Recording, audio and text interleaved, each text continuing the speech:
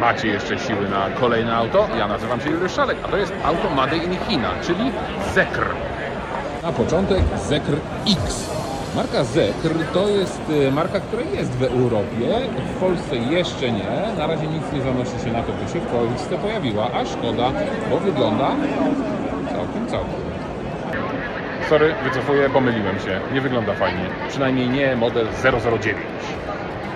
No bo jak można narysować tak przód samochodu? No ani to ładne, ani brzydkie, ani nijakie. Po prostu nie. Tu się nic nie zgadza. Tył może i owszem, no ale nie przód. No to może Mix? Mówmy się, że tamto to była pomyłka, bo X już wygląda całkiem fajnie. Też ma drzwi bez ramek i kierownicę z drugiej strony. Czuję się trochę jak w Genewie albo w Paryżu lub Monachium w starych, dobrych czasach. Po prostu tyle tych jest samochodów i tyle jest nowości, że człowiek nie jest w stanie wszystkiego spamiętać. Albo to PESEL, albo RAM już nie nadąża. W każdym razie to wnętrze gdzieś już widziałem i nie jest to Defender, tylko to jest chiński samochód. I zaraz sobie przypomnę, co to jest za auto. Dobra, pogadałem sobie tu z panem i kilka ciekawych rzeczy. Pneumatyczne zawieszenie, oczywiście przy takiej masie, ale tylne koła też są skrętne. Teraz, jak wejdziecie sobie do środka, to ten element to jest, znaczy ma przypominać albo jest inspirowane, bo tutaj są wycięcia na palce, no rękojeścią od Browninga. A jak zamknę drzwi, to ten dźwięk ma być dokładnie taki sam jak po wystrzeleniu. I to samo dotyczy się tylnych drzwi.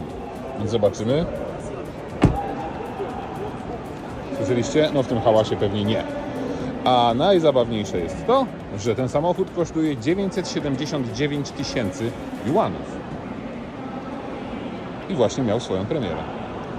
A jakbyście byli zainteresowani, to pytajcie o Mangshi. Mangshi.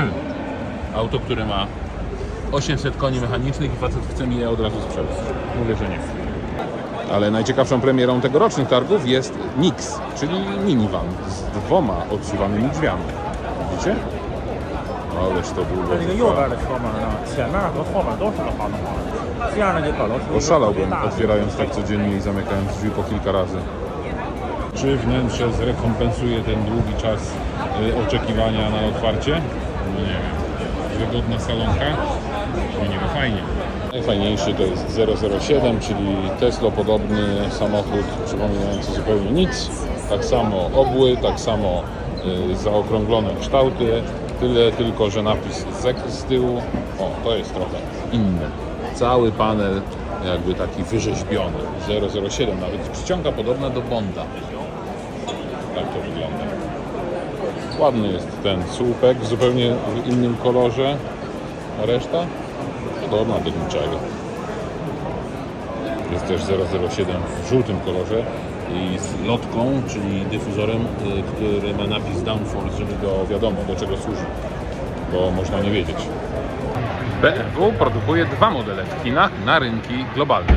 A Mini, czyli Aceman, mały miniak, który oczywiście produkowany jest w Chinach, przeznaczony jest na rynki globalne i ma wypełnić lukę między miniakiem, który był mały, a stał się dużym. Śmieszne ma światła, wcale nie okrągłe, dużo plastiku, dobrze, że to nie jest piano black i faktycznie jest mały, kompaktowy, bardzo zgrabny. Światło podobne do zwykłego miniaka, a tył bardzo mocno uproszczony. No i Mini zaszalało, bo tak, oprócz tego, że jest tradycyjny, duży wyświetlacz, to tutaj mamy tkaninę, no materiał po prostu. Tu jest jakiś pasek, który sugeruje, że można było coś tu podłożyć, ale nic tu nie można zrobić. Nie ma zegarów przed oczyma kierowcy, jest tylko ten wyświetlacz, no i head-up display, ale ten tańszy z tą wystawioną szybką. Klamka jest taka śmieszna. Nie można jej chwycić jakoś tu na przestrzał, ona tutaj jakby jest przycięta, tu jest podświetlenie, wszędzie jest ta sama tkanina.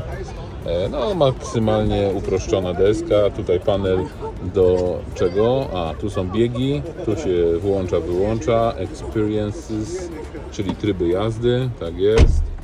Zobaczcie jak ta grafika wygląda. Zegarek, tu mamy kwiatek. O, inny wygląd, piękny. Mamy jeszcze inny experiences. Na przykład taki. O jest. No, teraz mamy normalnie w miarę klasyczne, chociaż nie za bardzo, bo to bardzo płaski jest ten ekran. Nie można go w żaden sposób regulować. I miejsca tutaj jest mało, naprawdę. Ja bym tam się chciał cofnąć. Mogę to zrobić, ale za mną już nikt nie usiądzie. Tu głośniczek, ręki tutaj nie oprzemy, bo nam spadnie, więc tu musimy oprzeć rękę. Tu jest tunel środkowy, półeczka, cup holder i schowek. Proszę bardzo, trzeba pociągnąć do tego szmatkę. Tak, Volvo też jest chińskie. EX30 jest dobrze u nas znane. Drugie EX30 dobrze u nas znane. Ale nas interesuje to, co za szybą. Czyli wiele razy odwołuję się do EM90, ale nie miałem okazji jeszcze tego samochodu zobaczyć na żywo, zatem tada! I jak na tak pudełkowate auto przystało, wygląda całkiem zgrabnie, powiem Wam. Zgrabniej od tych wszystkich tutaj chińskich minivanów, bo ma zupełnie inaczej narysowany przód. On nie jest jakiś taki karykaturalny, tylko podobny do Volvo. No dobra, do współczesnych Volvo. A cała reszta? Tu nawet jest jakieś podcięcie okna. Tu jest ładne zakończenie tylnego słupka.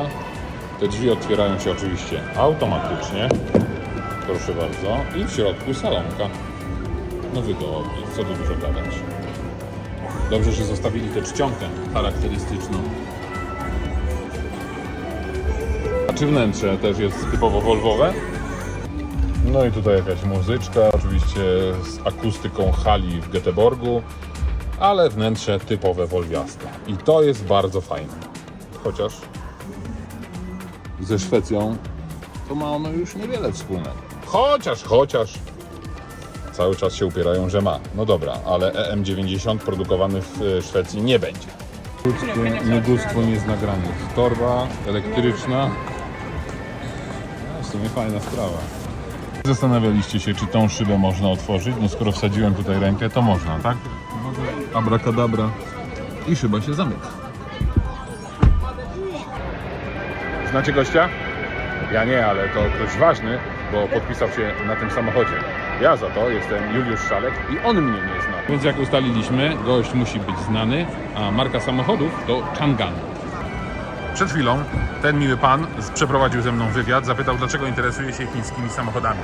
No bo warto się interesować chińskimi samochodami, a to jest A07, samochód, który jest, tak moi drodzy, po raz kolejny to powtórzę, podobny zupełnie do niczego, a tak naprawdę podobny do A7, czyli do wszystkich innych liftbacko sedanów tutaj prezentowanych przez chińskie marki. E07 to z kolei SUV. SUV, który wygląda trochę inaczej. Może i z przodu jeszcze nie wygląda inaczej, chociaż ma tutaj ten śmieszny wyświetlacz, to z tyłu, tak, to jest to samo auto, no z tyłu wygląda już zupełnie inaczej. Czy to pick-up? Czy to kombi? Czy to liftback? Nie, to samochód użytkowy. Oczywiście elektrycznie się klapa podnosi, bo czemu by nie? A jak się zamknie zasłonka? Okej, tu się teraz zamyka, a wszystko oczywiście sterujemy tym panelem, a nie ręcznie, bo byśmy mogli się ubrudzić. I żeby było ciekawiej, zobaczcie, to jest szklany panel, czyli ten cały element to jest panoramiczny dach, szyba. I w ten oto sposób mamy E07 w całej krasie.